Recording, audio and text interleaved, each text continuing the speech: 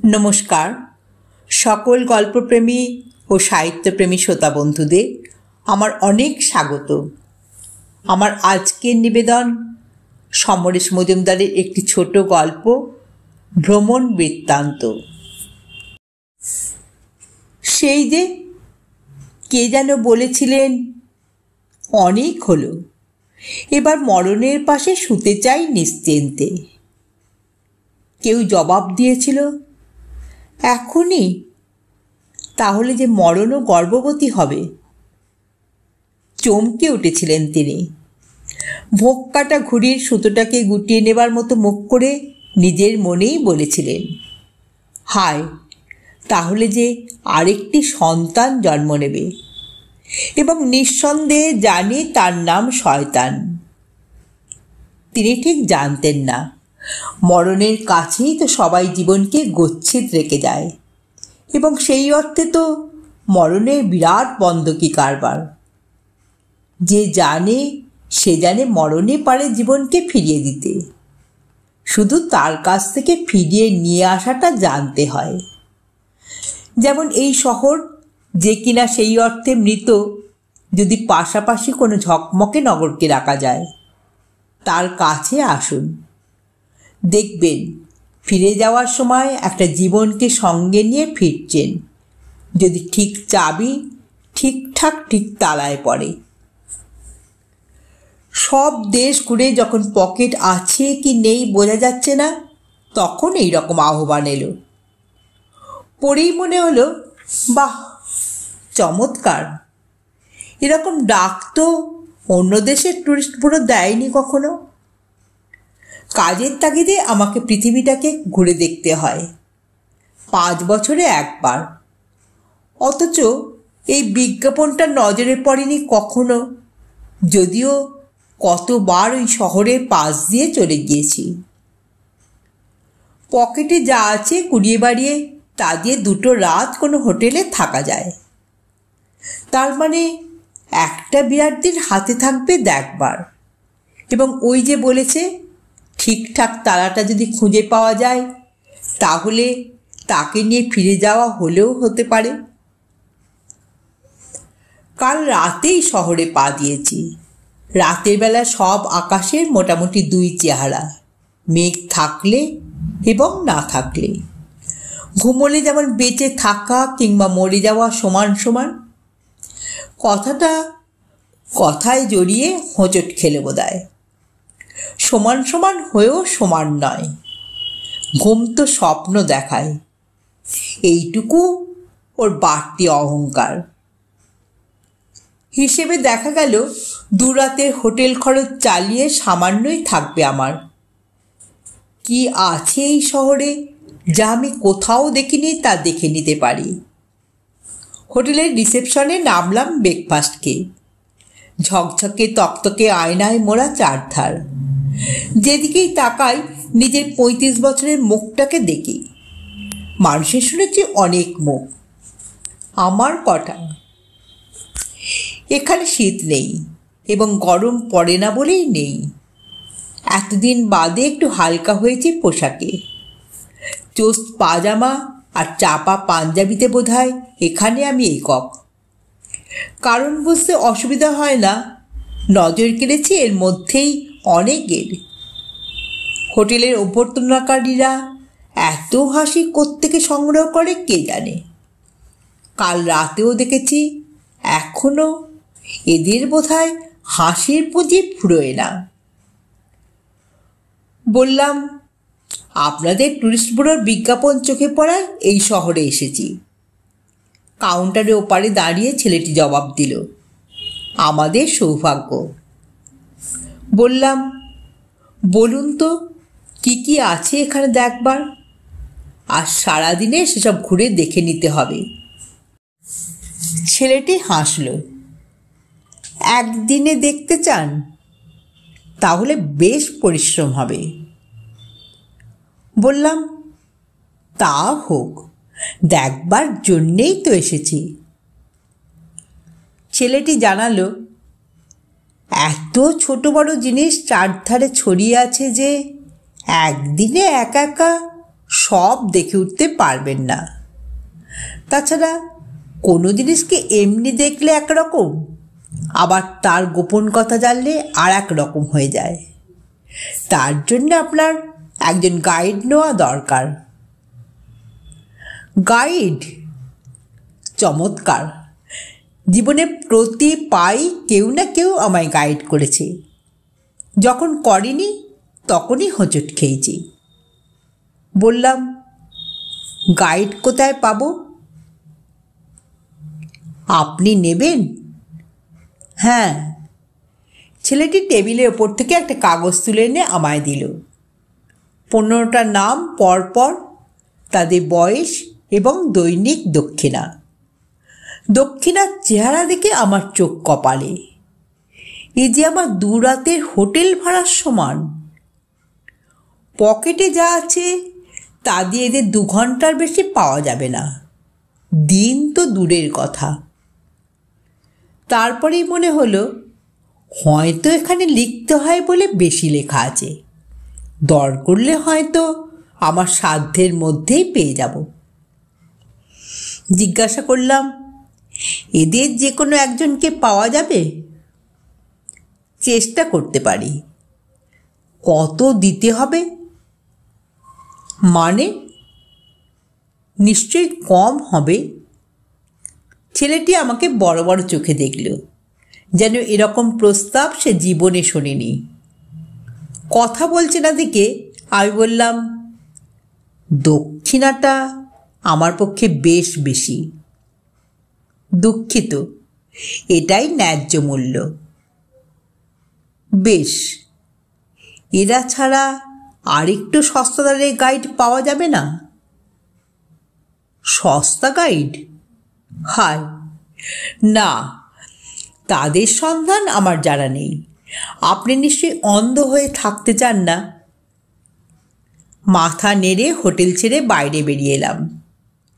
পৃথিবীর যেখানেই গেছি, হোটেল ছেড়ে বেরিয়ে এলেই একদল দালাল আর ট্যাক্সি ড্রাইভার এসে ছেঁকে ধরে।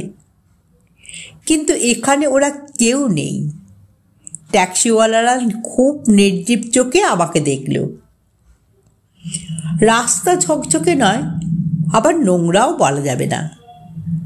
বাড়ি ঘরদোর দেখলে মনে হচ্ছে আমি যেন হঠাৎ ভুল করে জুলিয়াস সিজারের আমলে চলে এসেছি। এমনকি রাস্তা দিয়ে যেসব মানুষ যাচ্ছে তাদের হাঁটা চলায় ব্যস্ততা নেই এবং পোশাকও মোটেই আধুনিক নয়। কিন্তু হোটেলওয়ালা অথবা ট্যাক্সি ড্রাইভার তো আর 5টা দেশের মতনই একই চেহারার। চোখের সামনে অন্যরকম দৃশ্য, তাই কৌতূহল বাড়ল। রাস্তায় নামলাম। ধুলো নেই, কিন্তু লালচে ভাব আছে। একটা গাইড ম্যাপ রিসেপশনিস্টের কাছ থেকে চেয়ে আনলে হতো। কোনো অলস ছোকরাকে দেখছি না। পেশাদার গাইডের চেয়ে ওরা কম কাজের হয় না। দোকানপাটগুলো দেখে আরও অবাক হলাম। চেহারায় তো আধুনিক মোটেই নয়। এমনকি যা সব জিনিস বিক্রি হচ্ছে তাদের এখন কোথাও বড় একটা দেখা যায় না। প্রাচীন রোম কিংবা মদিনায় এইসব দোকান দেখা যেত। মনে হচ্ছিল আমি যেন একটা সিনেমার সেটে এসে পড়েছি এবং একটু পরেই এখান দিয়ে ক্লিওপেট্রা চলে যাবেন। তবে একটা কথা ঠিক, লোকেরা আমায় দেখছে, মুখ নয়, পোশাকটাকে। মেয়েরা কি এই রকম সময় খুব কম বের হয়? কারণ খুব সুশ্রী অল্প বয়সী মেয়ে চোখে পড়ছে না। একটু বাদেই আমি দিশেহারা, এবং সেই সময় চোখে পড়ল, ওটা কি পানশালা? এই পরিবেশে রেস্তোরাঁ শব্দটাকে কেমন বেমানান মনে হচ্ছে। ওপরে সাইনবোর্ডে কিছু একটা লেখা রয়েছে, যার ভাষাটা আমার কাছে অবদ্ধ। লম্বা কাউন্টার, তার ওপাশে দাঁড়িয়ে পাকা আমের মতো বৃদ্ধ স্খলিত চোখে আমাকে দেখলেন। তারপর আমার চেনা ভাষাটাকে ভেঙে ভেঙে বললেন, কফি খাবেন? তেমন দরকার ছিল না, কিন্তু ওই যে লম্বা টুলটায় বসতে পারার লোভে মাথা নাড়লাম। ঘর নয়, কারণ তার 3 দিক খোলা, থামের ওপরে মাথার ছাদটা আটকানো, মাঝে মাঝে লম্বা লম্বা টুল রাখা আছে। এটা তাহলে কফির দোকান, মদের হলেই বরং বেশি মানাতো। হুকুমটাকে ভেতরে পাঠিয়ে দিয়ে বৃদ্ধ এবার আমার পাঞ্জাবির দিকে তাকিয়েছিলেন। অনেক যত্ন করে আমার চেনা দর্জি এটাতে কাজ করেছে আকাশি সুতো দিয়ে। জিজ্ঞাসা করলেন, নতুন এসেছেন এই শহরে? বললাম, হ্যাঁ, আজ একটু ঘুরে দেখতে চাই। হাতটা ঈষৎ নেড়ে তিনি বললেন, দেখুন। কফি এলো, বড় ভালো স্বাদ। চুমুক দিয়ে বললাম, আপনি আমাকে সাহায্য করবেন? বলুন। বয়স হলে কি মানুষ আবার নিরাসক্ত হয়ে যায়? আমার একজন ভালো গাইড চাই, কিন্তু বেশি টাকা দিতে পারবো না। তা কি হয়? যে আপনাকে পথ চেনাবে তাকে আপনি উপযুক্ত সম্মান দেবেন না, তাহলে সে ভুল পথ চেনাবে, ক্ষতি তো আপনারই।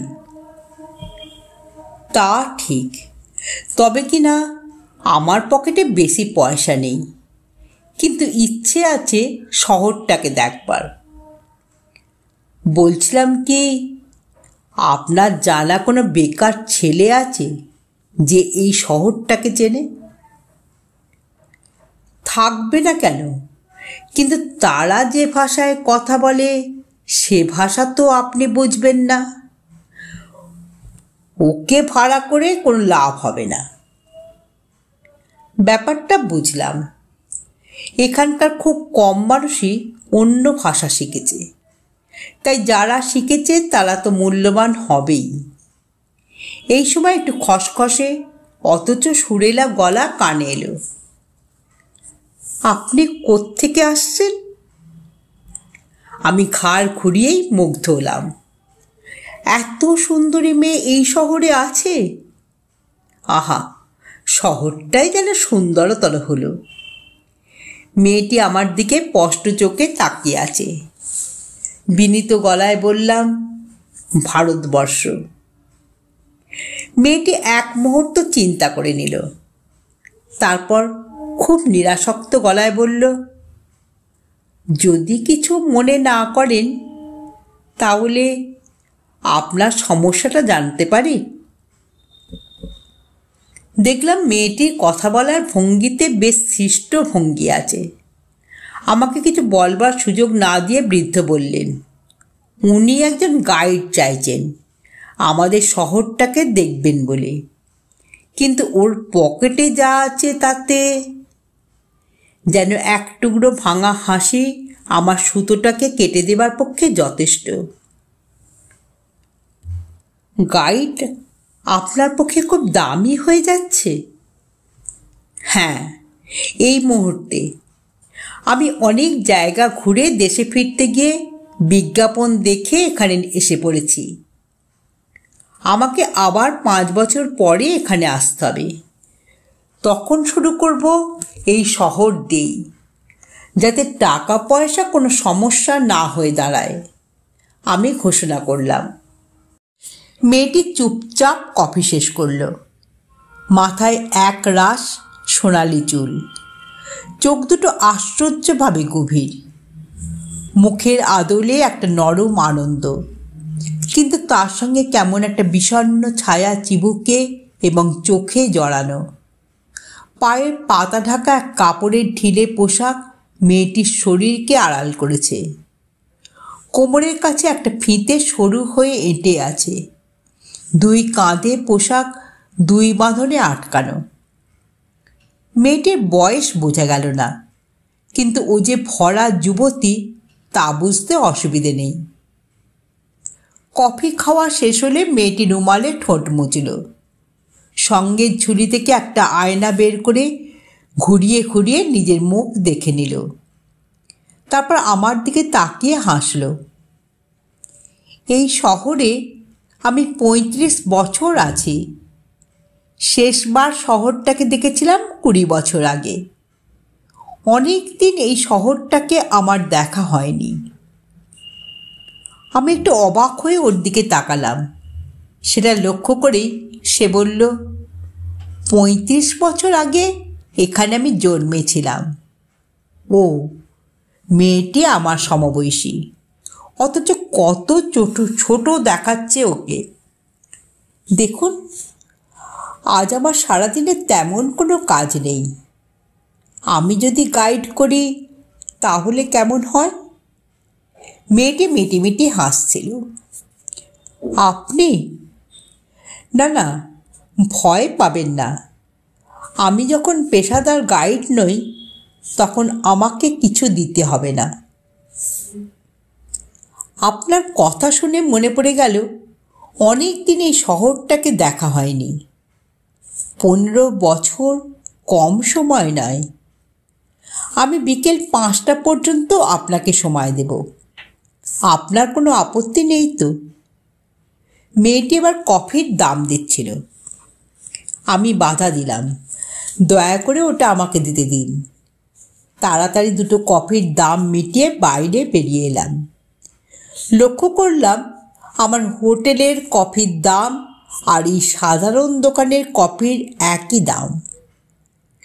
দাম দিতে হয়নি বলে মেয়েটি কিন্তু একটুও বিমর্ষ হয়নি।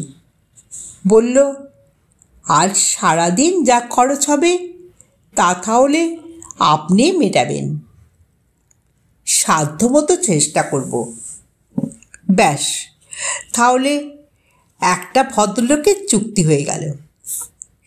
এইরকম সুন্দরী মহিলার সঙ্গে আজ আমার সারাটা দিন কাটবে আমি স্বপ্নেও কল্পনা করিনি। কখন যে কার ভাগ্যে কি ঘটবে তা আগাম জানা যায় না বলেই জীবনটা এত সুন্দর রহস্যময়।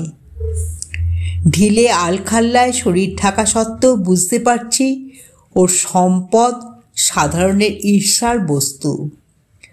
লক্ষ্য করলাম ওর অনেক কুঁচি দেওয়া পোশাকের বাঁ দিকটা হাঁটু অবধি কাটা, বোধহয় হাঁটা চলার সুবিধের জন্যই। চৌমাথায় এসে মেয়েটি দাঁড়ালো। প্রথমে আমরা ঠিক করে নিই কোথায় কোথায় যাব।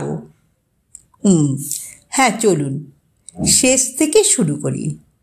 তার আগে বলুন তো, এই বাবদ আপনি কত ব্যয় করতে পারবেন?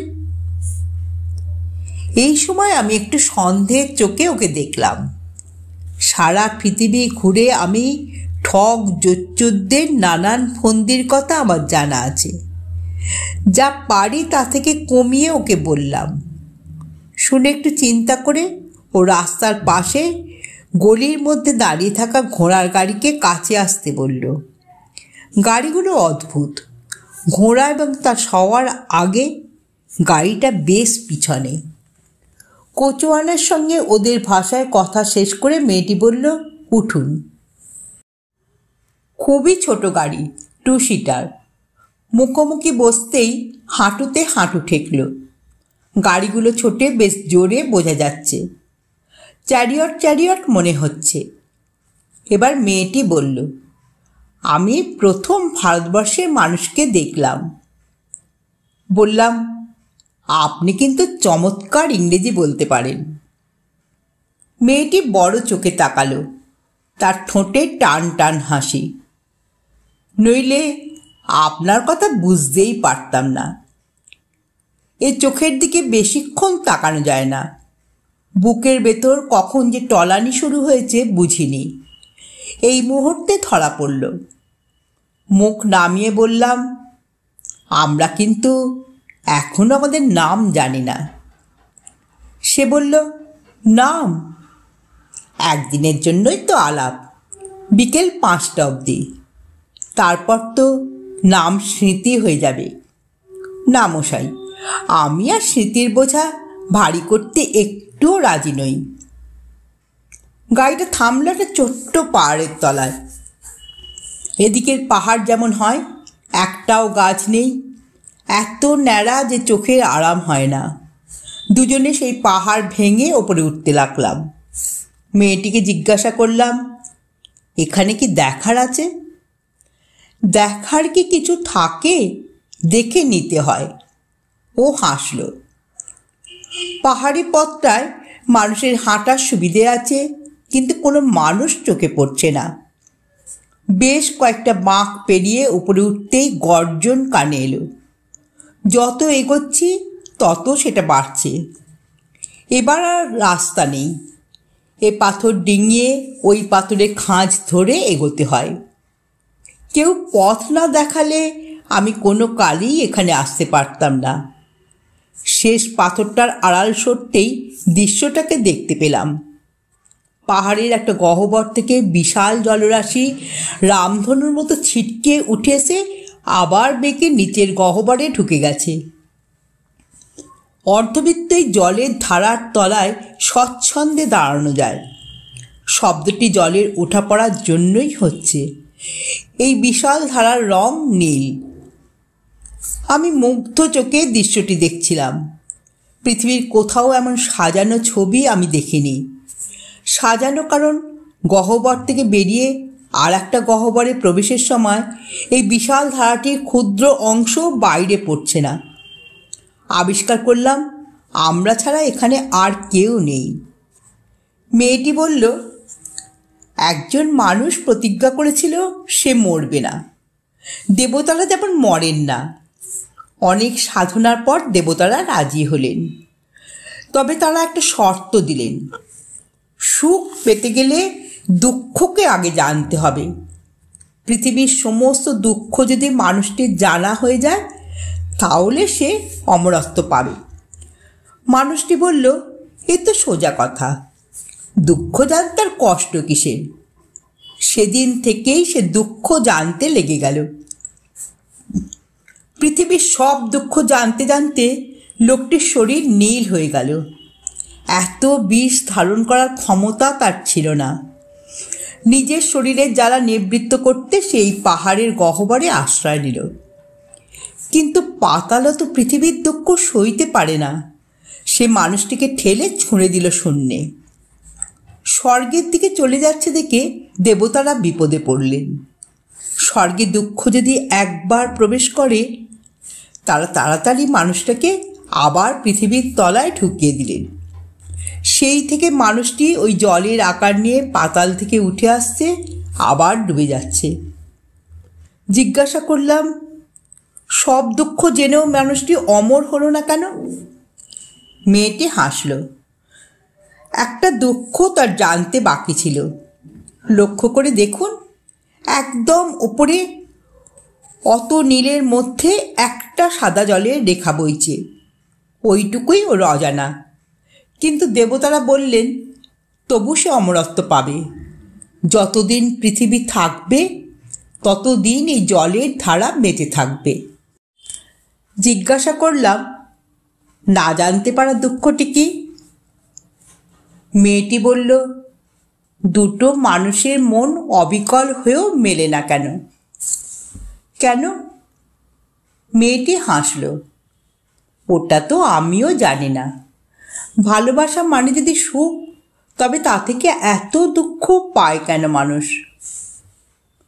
আমি এগিয়ে যাচ্ছিলাম নীল জল স্পর্শ করতে, কিন্তু মেয়েটি পেছন থেকে আমার হাত টেনে ধরল। কি করছেন? ওই জলে হাত দেব। পাগল, সাধ করে কি কেউ দুঃখকে ছোঁয়? নিচে নেমে এলাম। কেন যে এমন ভারী হয়ে গেছে মন, কিছুই ভালো লাগছে না। মেয়েটির হাঁটুতে আমার হাঁটু চ্যারিয়ট ছুটছে। সে এখন শূন্য চোখে বাইরে তাকিয়ে, খুব নরম এবং বিষণ্ণ দেখাচ্ছে ওকে।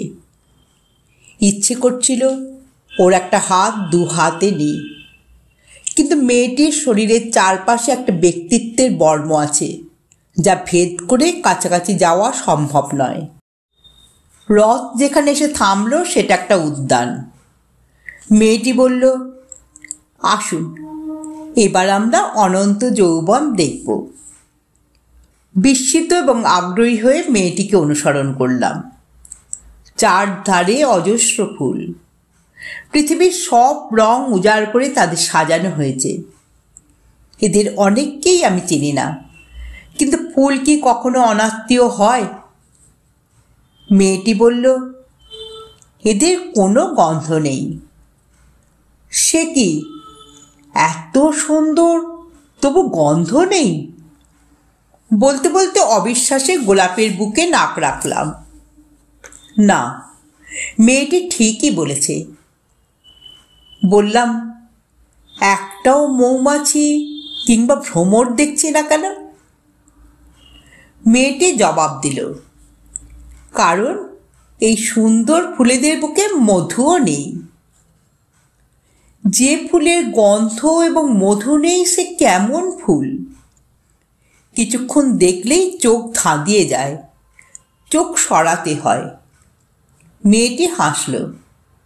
এই হলো অনন্ত যৌবন। কিরকম? স্বর্গের অপ্সরীরা লুকিয়ে চুরিয়ে আসতো পৃথিবীতে। হয়তো রক্ত মাংসের মানুষের সঙ্গে প্রেম করতে তাদের ভালো লাগতো। দেবতাদের তো সব আছে, শুধু রক্ত মাংস নেই। তাই বোধহয় মুখ বদলাতো অপ্সরীরা। একদিন তারা ধরা পড়ে গেল। দেবতারা বললেন, বেশ, তাই হোক, তোমরা পৃথিবীতেই থেকে যাবে। অপ্সরীরা বলল, তাই যদি হয় তাহলে আমাদের যৌবন কেড়ে নিও না। দেবতারা বললেন, অবশ্যই, তোমরা অনন্ত যৌবন পাবে। অপ্সরীরা এখানে এসে দেখল তাদের মানুষপ্রেমিক প্রকৃতির নিয়মে বুড়ো হচ্ছে, মরে যাচ্ছে, কিন্তু তারা একই থেকে যাচ্ছে। আর আশ্চর্য, প্রেমিকের ছেলেরা যুবক হয়ে আবার তাদের সঙ্গে প্রেম করছে। তখন তাদের দেবতারা এখানে এই ফুলের চেহারায় সাজিয়ে দিল। যে যৌবন অনন্ত, তাতে কোনো রহস্য নেই, অনেক বলেই দেওয়ার ক্ষমতা শূন্য, সে শুধুই শোভা। তাই ভ্রমর আসে না, সুবাস ছড়ায় না। এই যৌবনের অন্য নাম অভিশাপ। আমি হাত বাড়িয়ে একটা ফুল তুলতে গেলাম। মেয়েটি বাধা দিল। কি করছেন? সাধ করে কি কেউ অভিশাপ নিয়ে যায়? সারা দিন ধরে আমরা শহরটাকে দেখলাম। সারা দিন ধরে মনে হচ্ছিল আমি জুলিয়াস সিজারের রাজত্বে আছি। এত কিছু আমার অজানা ছিল। হায়! দেশলাই কাঠি জ্বলতে জ্বলতে শেষ পর্যন্ত আগুনের স্পর্শ লাগলো আঙুলে। সময় ফুরিয়ে আসছে। আজ আমি জীবনের অন্য এক আলো দেখতে পেলাম। এখানে না এলে এ দেখা হতো না। এই মৃত শহরে এত জীবন গচ্ছিত ছিল। মেয়েটিকে যত দেখছি তত মুগ্ধতা বাড়ছে। দুপুরে একসময় সে আলখাল্লা খুলেছিল স্বস্তি পাওয়ার জন্য। তার তলায় পা ঢাকা ঢিলে সিল্কের জামা, সুন্দর এবং রুচিময়। কিন্তু তার যৌবন যে টলটলে তা বুঝে আমি ক্রমশ উত্তাল হচ্ছিলাম। কি করে মেয়েটিকে বলি আমি তাকে কামনা করছি? কি করে ওর মন পাওয়া যাবে? মন পেলেই শরীর সহজেই আসবে। যেহেতু আমার পকেটে কিছু নেই, তাই আগামীকাল ফিরে যেতে হবেই। থাকলে নিশ্চয়ই ওকে পেতে চেষ্টা করতাম।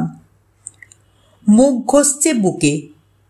মেয়েটা কি আমার মনের কথা বুঝেছে? না হলে সে অমন করে মাঝে মাঝে ঝুঁকে পড়ছে কেন? ওর বুকের ভাঁজ যে আমাকে দম বন্ধ করে দিচ্ছে। ও কি তা বোঝে না? বোধহয় বোঝে বলেই এমন করে বোঝা চাপায়। বিকেল নাগাদ আমরা শহরের মাঝখানে ফিরে এলাম। এখন বেশ ব্যস্ততা চারপাশে, কিন্তু আমি ছাড়া আরও বিদেশি দেখতে পাচ্ছি। বিদেশিরা যেমন হয়, দু হাতে পৃথিবীটাকে কিনে নেবার মোহরা দিচ্ছে। একটা ছোট পাঁচিলের আড়ালে ওটা কি কোনো মন্দির? মেয়েটি বলল, আর আমার সময় নেই, 5টা বেজে এলো, চলুন এইটে দিয়ে আমাদের দেখা শেষ করি। ইচ্ছে করছিল না ওর কথা মানতে, কিন্তু বুঝতে পেরেছি সে নির্মম। চাতালের মধ্যে একটা বিরাট মুখ। এই মুখ মানুষেরও নয়, আবার পশুরও নয়। একই সঙ্গে হিংসা, ভয়, আনন্দ এবং কান্না মেশানো রয়েছে অভিব্যক্তিতে। চমকে সরে আসতে হয়, আবার সরেও যাওয়া যায় না। 3 মানুষ লম্বা একটা পাথরের চাই কেটে যেন মুখটাকে তৈরি করা হয়েছে। তার মুখের গহ্বরে অন্ধকার। মেয়েটি বলল, এর নাম মহাকাল। আমি নীরবে মাথা নাড়লাম। মেয়েটি বলল, আমরা বিশ্বাস করি ওর মুখের ভেতর হাত রেখে যদি কোনো কিছু প্রার্থনা করা যায় তাহলে অবশ্যই তা পূর্ণ হবে। অবিশ্বাসে তাকালাম। সত্যি? মেয়েটি ঘাড় নাড়ল। বিশ্বাসই তো মানুষকে বাঁচিয়ে রাখে। আমি শিহরিত হলাম। বেশ, এবার পরীক্ষা হয়ে যাক। এই মুহূর্তে আমি মেয়েটিকে ছাড়া তো আর কিছুই কামনা করতে পারি না। মেয়েটি বলল, অনেক দিন এখানে আসা হয়নি, আপনি কিছু প্রার্থনা করবেন? নিঃশব্দে মাথা নেড়ে কয়েক পা এগিয়ে গিয়ে মহাকালের মুখে হাত রাখলাম। শীতলতম কোণ স্পর্শ। প্রার্থনা সেরে ফিরে আসতেই মেয়েটি এগিয়ে গেল। তারপর চোখ বন্ধ করে হাত বাড়িয়ে সে তার প্রার্থনা সেরে নিল। বাইরে বেরিয়ে মেয়েটি বলল, এবার আমাকে যেতে হবে, আপনি কি হোটেলে ফিরতে পারবেন? আমি তার দিকে তাকিয়ে হাসলাম। সে বলল, যদি কিছু মনে না করেন তাহলে জানতে পারি কি আপনি কি প্রার্থনা করলেন? আমি ঘাড় নাড়লাম। নিশ্চয়ই, আমি 5 বছর পর এই শহরে আসব। প্রার্থনা করলাম তখন যেন আমি একমাত্র আপনার দেখা পাই, কারণ সেই সময় আমি সচ্ছল থাকব। মেয়েটি যেন কেঁপে উঠল। তারপর অদ্ভুত মায়াবী চোখে আমার দিকে একবার তাকিয়ে মুখ নামালো। তার ঠোঁট দাঁতের তলায়। আমি জিজ্ঞাসা করলাম, আপনি কি প্রার্থনা করলেন জানব? মেয়েটি মুখ ফেরালো। ওর বুক নড়ে উঠল। তারপর বলল, প্রার্থনা করলাম আজ থেকে যেন প্রতি রাত্রে 3 জন খদ্দের পাই। চমকে উঠলাম। মেয়েটি বলছিল, 5 বছর পর যখন আপনি আসবেন তখন আপনার বয়স মাত্র 5 বছর বাড়বে। কি আর এমন? কিন্তু আমার যে 15 বছর বেড়ে যাবে। আপনার একটা রাত মানে যে আমার 3টে রাত।